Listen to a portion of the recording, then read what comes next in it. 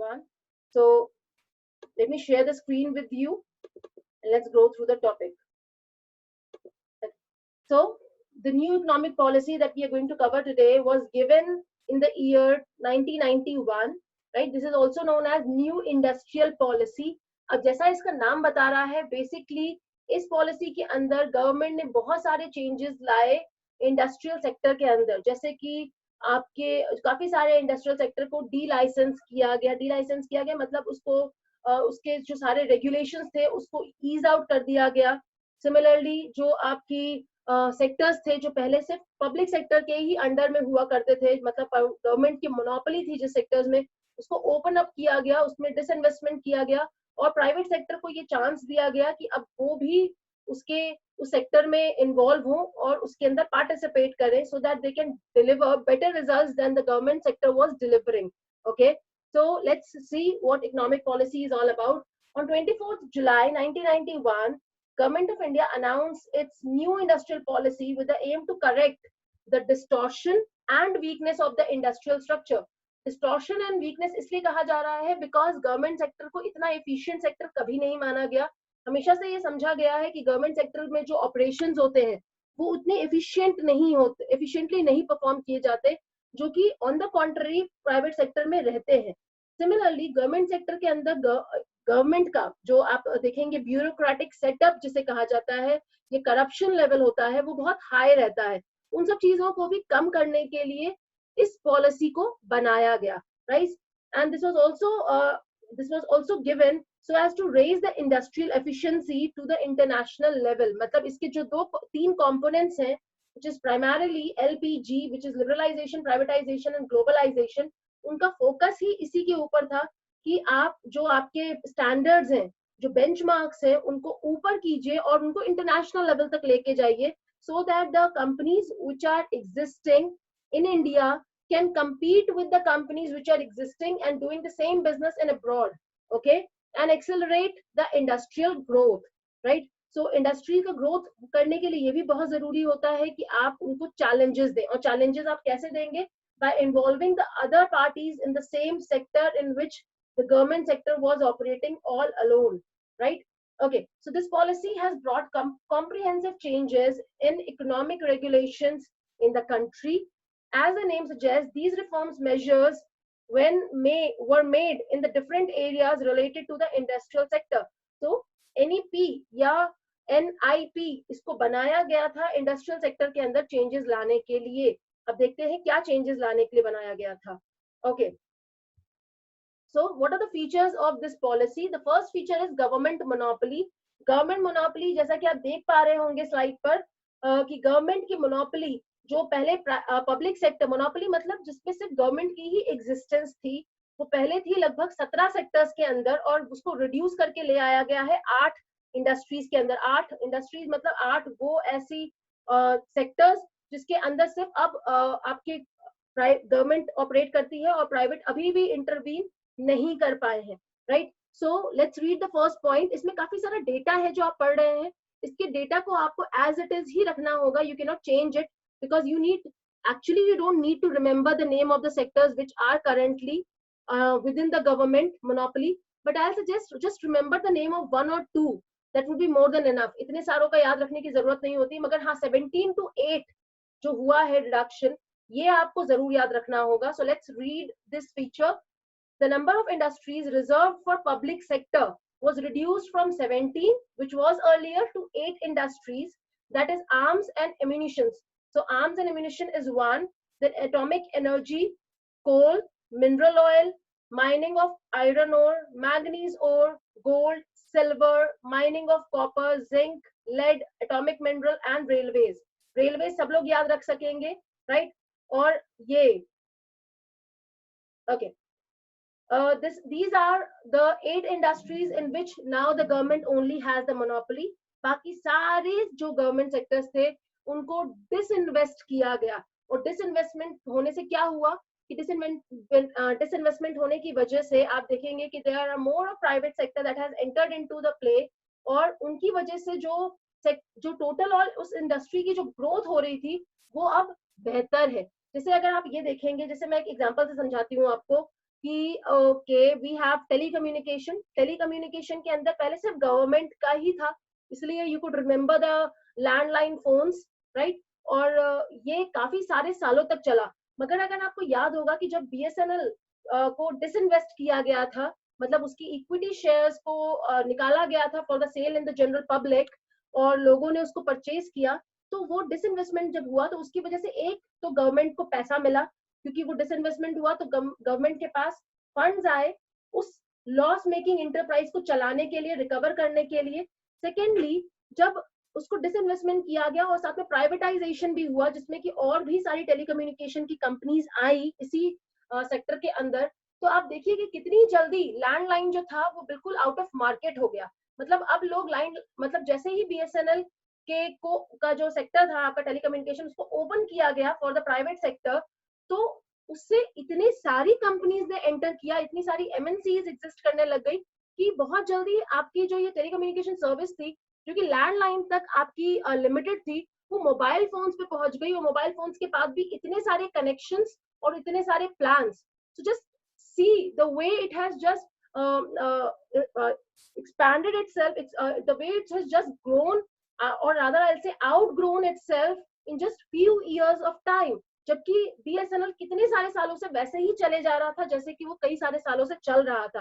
तो ये गवर्नमेंट ने जो किया, ये इसीलिए किया क्योंकि आपको चाहिए था कि एक तो सरकार के पास पैसा आए जिससे कि उस इंडस्ट्री को वो रिकवर करे, और दूसरा वो इसलिए भी किया जिससे कि आपकी एफिशिएंसी लेवल, जो कॉम्पिटिटिवनेस है वो बढ़े, जिससे कि और जो इंडस्ट्री में आपके जो कंपनीज परफॉर्म कर रही हैं, they raise the bar and they raise the bar up to the international level, right, so that operation should become more efficient and the corruption level should reduce, right, and it should reduce significantly। और अभी हम देख रहे हैं कि सिर्फ 8 industries ऐसी हैं जिसके अंदर गवर्नमेंट की कंप्लीट मोनोपोली है, जिसमें से I think everybody can remember this gold, silver और mining of copper, lead, zinc, atomic mineral, railways, right. तो आर्म्स एंड एम्यूनिशंस, ये सब लोग याद रख पाएंगे इतना। तो मुझे लगता है कि जो जो कॉमन चीजें हैं आप उनको याद रख लीजिए, जिसको आपको एटलीस्ट अपने पेपर में मेंशन करके आना है कि ये सेक्टर्स, कुछ सेक्टर्स हैं जहां पे अभी भी गवर्नमेंट की मोनोपोली है। ओके, आप रेलवे देखते हैं, रेलवे के अंदर आप देखिए कि रेलवे में अभी सिर्फ इंडियन रेलवे ऑपरेट करती है। क्या हो अगर रिलायंस की भी एक रेलवे निकल आए, टाटा की भी एक रेल निकल आए, क्या होगा फिर सेक्टर का? जो प्राइजेस है अभी भी वो गवर्नमेंट के हाथ में है कंप्लीट। आप देखेंगे रेल बजट बनता है जो कि गवर्नमेंट बनाती है अपनी यूनियन बजट के अंदर और जिसको कि फॉलो किया जाता है। तो इमेजिन कीजिए वो सिचुएशन जब इसके अंदर भी प्राइवेटाइजेशन हो जाएगा और गवर्नमेंट की मोनोपोली नहीं रहेगी, तो कैसा होगा रेलवे फिर उस केस में, राइट। और फिर उस केस में जब दूसरी कंपनीज, बड़ी कंपनीज की भी जब रेल्स ऑपरेट करेंगी, so is it not going to give competition to the Indian railway? Railway को तो एयरलाइन से भी कंपटीशन है, रोडवेज से भी कंपटीशन है।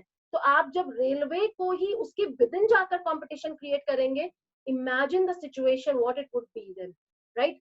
सो this is why these sectors has still been under the complete government monopoly, जिससे कि दूसरी सेक्टर्स को, दूसरे आपके प्राइवेट प्लेयर्स को अभी इसमें एंटर करने के लिए अलाउ नहीं किया गया है, राइट। आगे चलते हैं, देखते हैं। इसके अंदर लिखा है however currently only 2 categories from the above, that is the atomic energy and railways, are reserved for public sector। मतलब यहाँ 17 से 8 किया गया और 8 से जो अभी हम जो अपने सामने देख पा रहे हैं वो डिफेंस, बिल्कुल डिफेंस पब्लिक ही आपका सेक्टर है। इसीलिए आप देखिए यहाँ पर कि reserve for public sector, that means आपका एटॉमिक एनर्जी, रेलवे, डिफेंस। मुझे लगता है कि डिफेंस में पब्लिक मोनोपोली है गवर्नमेंट की, मगर डिफेंस के अंदर हम बहुत कुछ चीजें इंपोर्ट भी करते हैं, राइट। मतलब डिफेंस में गवर्नमेंट सब कुछ बना नहीं रही, बहुत सारी चीजें आपकी इंपोर्ट होकर भी आ रही है। तो इस तरीके से उसमें कितना मतलब लिबरलाइजेशन तो हुआ है, इतना तो मुझे 100% कंफर्मेशन है। प्राइवेट प्लेयर्स में क्या एक्चुअली इंडिया में कुछ ऐसे ऑर्गेनाइजेशंस एग्जिस्ट करते हैं जो कि डिफेंस में कोई रोल प्ले कर रहे हैं? I think I would be required to research on the same.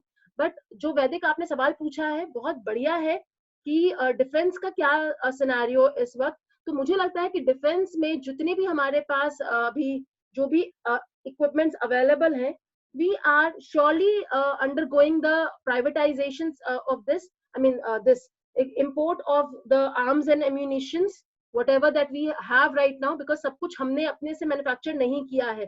जैसे अभी हम देखते ही हैं कि बोइंग्स वगैरह है, वो आप देखिए वो सब आपके इंपोर्ट होते हैं, सब कुछ सारी इंडिया खुद तो नहीं बना रही. तो इसकी वजह से हम नहीं कह सकते हैं कि पूरी तरीके से यहाँ पर गवर्नमेंट का क्या स्टैंड है या क्या शेयर है, या कोई प्राइवेट प्लेयर भी है जो इसमें पार्टिसिपेट कर रहे हैं या नहीं. So I would be required to get back to you on this.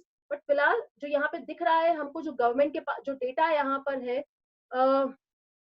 Exactly और अब 3 नहीं 2 हो चुके हैं, बल्कि 17 से 8. वैदिक थोड़ा सा आगे और बढ़ेंगे, हम देख रहे हैं कि 17 से 8 हुई और 8 से अब 2 है, क्योंकि जो लास्ट लाइन लिखी है, currently only 2 categories from the above, that is atomic energy and railways are reserve for public sector. तो 17 से 8 पे ही नहीं रुकी, बट 8 से वो 2 पे भी आ चुकी है, राइट. तो 3 नहीं है, अब उसको फिगर को करेक्ट कर लीजिए, it is 2, right, and that is atomic energy and railways. Okay, आगे चलते हैं नेक्स्ट पॉइंट पे. ओके, लक्ष्य आपने पूछा how can atomic energy be reserve for public sector. Atomic energy अब वो कैसे रिजर्व की जाती है, मगर गवर्नमेंट के अलावा अभी तक कोई और प्लेयर नहीं है जो कि उस सेक्टर में या उस इंडस्ट्री में अभी तक जिसको परमिशन मिली है.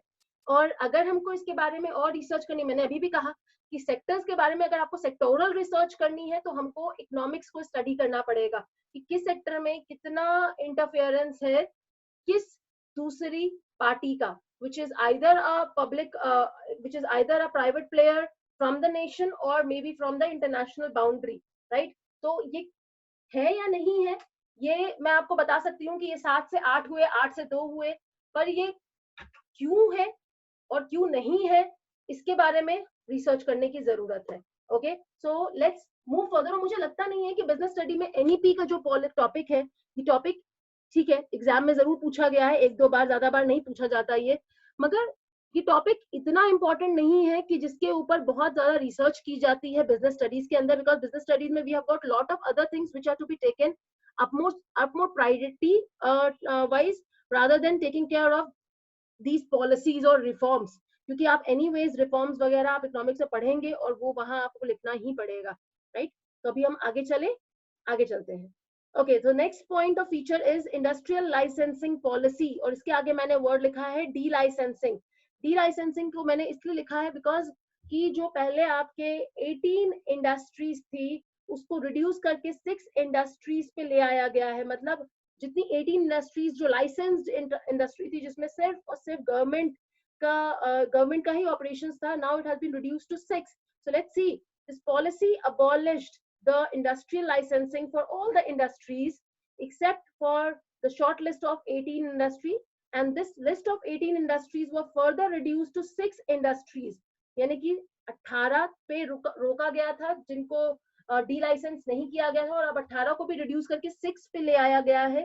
So for every other industries or every other firm which is operating in this industry or out of this industry has been de-licensed, right. तो अब इनको ही यहाँ पर आपको जरूरत, मतलब यहाँ पे गवर्नमेंट की ही सिर्फ पावर है जो वो ऑपरेट कर रहे हैं. तो which all those industries, and that is drug and pharmaceuticals, hazards chemical, explosives such as gunpowder, detonating fuses, tobacco products, alcoholic drinks, और electronic, aerospace and defence equipment. अभी आप यहाँ पे देखें तो डी लाइसेंसिंग का मतलब यहाँ पे ये हुआ कि इन सारी तरीके के जो यहाँ पे आपको नाम लिखे हुए हैं इंडस्ट्रीज के, इन सबको ऑपरेट करने के लिए लाइसेंस की जरूरत पड़ती है. जैसे अगर आपने देखा होगा कि कोई भी organisation without licence they can not deal in explosives और they can not deal in defence equipments और aerospace equipments.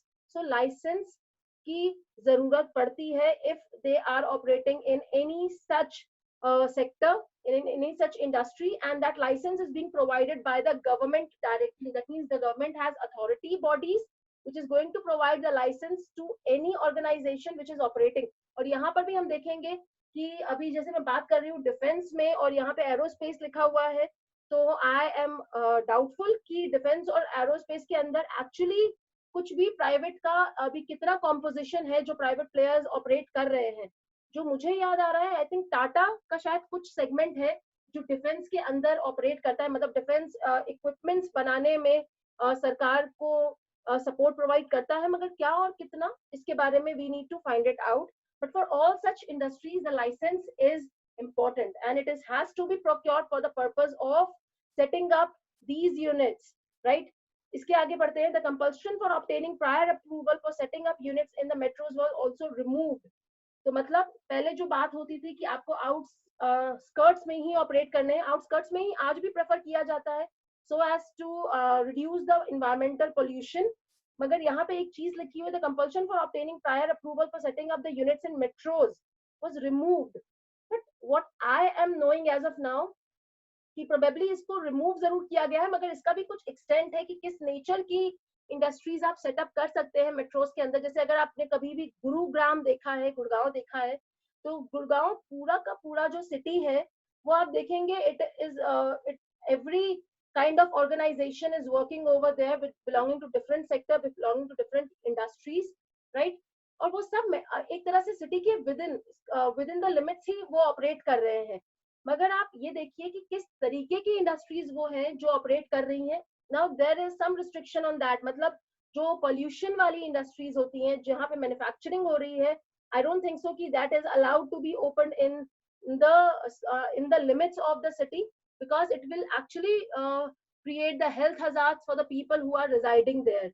So that is to be taken into consideration. So there is some sort of arrangement that has been done so as to reduce the compulsion, but not everything has been eased out so that everybody can operate anywhere wherever that they are getting land.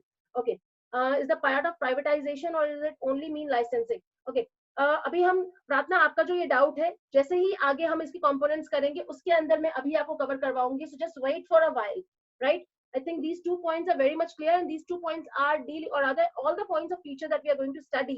NEP के जो आप features पढ़ रहे हैं वो सब ज्यादा आप देखेंगे डेटा बेस्ड है. तो वो डेटा बेस को आप याद रखिए, क्योंकि ये आएगा तो ये ऐसे ही आएगा सीधा सीधा, इसकी कोई केस स्टडी नहीं आती, इसकी डायरेक्ट क्वेश्चन ही आता है, राइट? Let's move further. तो जहां तक सवाल रहा आपका, तो हम बात करते हैं जब लाइसेंस देने की या लाइसेंस के सिस्टम को अबॉलिश करने की, तो वो हमारा होता है liberalisation. It is not privatisation, it is liberalisation, right? तो ये है हमारा. अब इसके आगे हम चलते हैं फॉरेन इन्वेस्टमेंट एंड कैपिटल. तो फॉरेन इन्वेस्टमेंट एंड कैपिटल के अंदर मैंने वर्ड लिखा लिबरलाइजेशन. अब यहाँ पे क्या हुआ कि जब यहाँ पे प्राइवेटाइजेशन हुई और लिबरलाइजेशन हुई, तो बहुत सारी फॉरेन कंपनीज को इनवाइट किया गया so that they can open up their franchise or they can open up their own company, their own industry in the country. So basically हमने क्या किया, हमने FDI और FIIs को अलाउ किया. यहाँ बताया जा रहा है डेटा में कि 51% तक का FDI अलाउ किया गया. हालांकि अभी हम देखेंगे तो it is 100% FDI which is allowed. Specifically we talk about the sector of retail, तो 100% FDI allowed है. यानी कि आप रिटेल सेक्टर में कोई भी आप बिजनेस शुरू कीजिए और आप पूरा का पूरा फंड जो आपको यूज करना है वो आप किसी भी फॉरेन इन्वेस्टर से आप अरेंज कर सकते हैं, right? So government is allowing for it. So this is the first industrial policy in which the foreign companies were allowed to take majority stake in the India. In 47 high priority industry, up to 51% FDI was allowed. 47 high priority industry का मतलब वो होगा which is integral to any economy. Only 51% was allowed. For export trading houses, FDI up to 74% was allowed. Today there are numerous sectors in the economy where the government allows 100% FDI, right? जिसमें retail एक sector है जिसके अंदर आपका 100% allowed है. Okay, आगे चलते हैं. This is next is foreign technology agreement. अब जो यहाँ पे आपको फिगर्स दिख रहे हैं ना, यहाँ पे payment of 1 crore, 5% of royalty of domestic sales, 8% of exports, subject to the total payment of 8% of sales over 10-year period. ये डेटा है, राइट? मतलब फॉरेन टेक्नोलॉजी एग्रीमेंट का मतलब होता है कि अब परमिशन अलाउ की जाने लग गई है. किस चीज के लिए परमिशन दी जा चुकी है, किस चीज के लिए? So that you can do technological collaboration with the foreign companies. मतलब जैसे हम कहते हैं जॉइंट वेंचर, तो जॉइंट वेंचर अगर इंडिया में मारुति ने किया सुजुकी के साथ, तो सुजुकी से वो क्या ले रही थी? सुजुकी से वो ले रही थी उसकी टेक्नोलॉजी। होंडा के साथ जब हीरो ने किया तो होंडा ने क्या दिया उसको? टेक्नोलॉजी। तो ये जो हम टेक्नोलॉजी के पर्पस के लिए कोलैबोरेट करते हैं किसी भी फॉरेन कंपनी के साथ, तो उसके लिए अब ऑटोमेटिक परमिशन का रूट ओपन कर दिया जा चुका था इस पॉलिसी के आने के बाद, right? So let's just read it.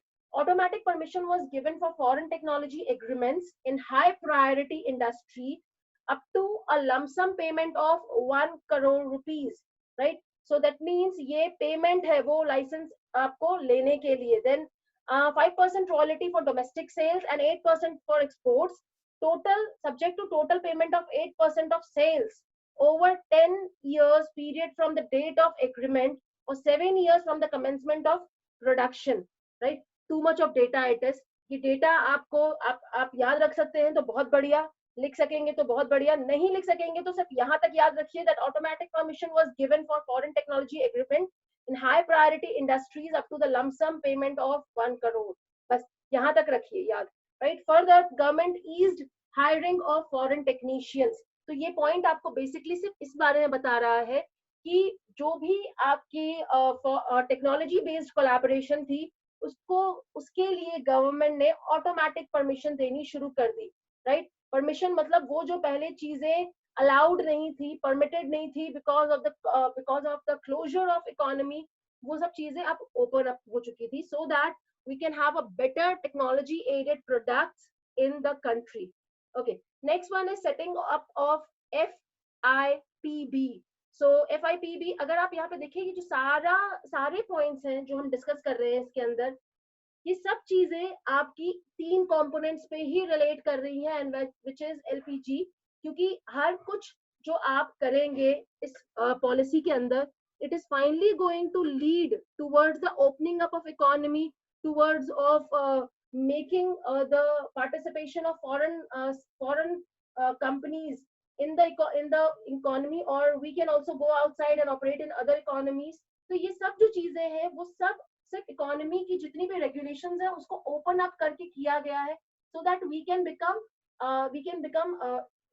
easy on the trade, easy on doing business with each other, and the entire companies which are operating across the world can operate easily with each other without much of the interferences by the government regulations and norms. Okay. Okay, LPG अभी हम पढ़ने वाले हैं, लक्ष्य अभी आगे चलते हैं. Okay, so let's move on and let's do features का next point. Setting up of FIPB. So that is FIPB is Foreign Investment Promotion Board. जैसा कि इसका नाम ही बता रहा है कि फॉरेन इन्वेस्टमेंट को प्रमोट करने के लिए जो बोर्ड बनाया गया उसको सेटअप किया गया. और फॉरेन इन्वेस्टमेंट को आप क्यों प्रमोट कर रहे हैं? so that you can have more of capital which people are interested in investing in India, right? फिर चाहे वो आप कंप्लीट इन्वेस्टमेंट के फॉर्म में ले या फिर investment in form of equity ले या फिर किसी भी और फॉर्म में ले, right? So basically the purpose is to ensure that the foreign nationals should get an opportunity to invest in the country. So government also established a special empowered board called FIPB to negotiate with international firms and approved FDI in selected areas. जो मैंने अभी पीछे हमने पढ़ा कि जो FDI था वो 51% तक ओपन किया गया और कुछ सेक्टर्स के अंदर 100% तक ओपन हो चुका है. And this decision regarding opening up of sectors, to what extent it should be opened, वो decide करता है FIPB, right? Okay, आगे next point है हमारा review in public sector investment. Public sector investment को रिव्यू करने की क्या जरूरत थी? पब्लिक सेक्टर में जो पैसा लग रहा है वो कहाँ से आ रहा है? वो आ रहा है गवर्नमेंट के टैक्सेस के थ्रू. जो गवर्नमेंट हमसे टैक्स कलेक्ट करती है वो इन्वेस्ट करती है पब्लिक सेक्टर को डेवलप करने के लिए, उनको ग्रो करने के लिए, उनको एक्सपैंड करने के लिए. ओके, तो बहुत जरूरी है कि पब्लिक सेक्टर की परफॉर्मेंस को भी टाइम एंड अगेन उनको रिव्यू किया जाए. और रिव्यू करने का मतलब क्या हुआ कि आप देखिए कि कौन सी ऐसी ऑर्गेनाइजेशन है पब्लिक सेक्टर के अंदर जो अभी एफिशिएंटली ऑपरेट नहीं कर रही, जो लॉसेस में जा रही है. तो लॉसेस में जो जा रही है उसके लिए एक बॉडी बनाई गई जिसका नाम था BIFR, which is board for industrial and financial restructure.